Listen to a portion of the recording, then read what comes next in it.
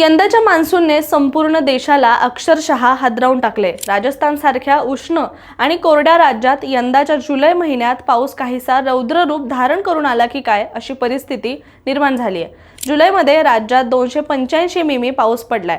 हा पाऊस गेल्या 69 वर्षातील सर्वाधिक पाऊस असल्याचं बोललं जात आहे। याआधी 1956 साली जुलै महिन्यात 308 मिमी पाऊस झाला होता आणि यंदा त्याचा रेकॉर्ड ब्रेक होण्याची शक्यता वर्तवण्यात आली आहे। ग्वाल्हेरसह 10 जिल्ह्यांमध्ये पावसाचा वार्षिक कोटा यंदा पूर्ण झालाय।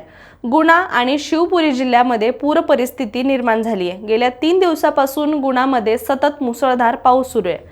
या ठिकाणी 150 नागरिकांना सुरक्षित ठिकाणी हलवण्यात आले, तर दुर्दैवाने 2 जणांचा यामध्ये मृत्यू झालाय। हिमाचल प्रदेशातील मंडी जिल्ह्यातील पांडोह धरणाजवळ चंदीगड मनाली राष्ट्रीय महामार्गावर मोठं भूस्खलन झालं आहे। या घटनेमुळे महामार्ग तात्पुरता बंद करण्यात आलाय। मंडीच्या SP साक्षी वर्मा यांनी असं सांगितलंय की कालपासून सुरू असलेल्या जोरदार पावसामुळेच हे भूस्खलन झालंय।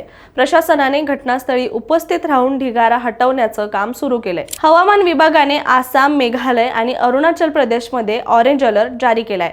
IMDचे महासंचालक मृत्युंजय महापात्रा यांनी दिलेल्या माहितीनुसार मान्सूनच्या दुसऱ्या टप्प्यात म्हणजेच ऑगस्ट ते सप्टेंबर या काळामध्ये देशात साधारणपणे सुमारे 6% अधिक पावसाची शक्यता आहे आणि यामुळे शेतीसाठी काही प्रमाणात दिलासादायक स्थिती असली तरी सुद्धा काही भागात अति पावसाचा धोका हा कायम आहे।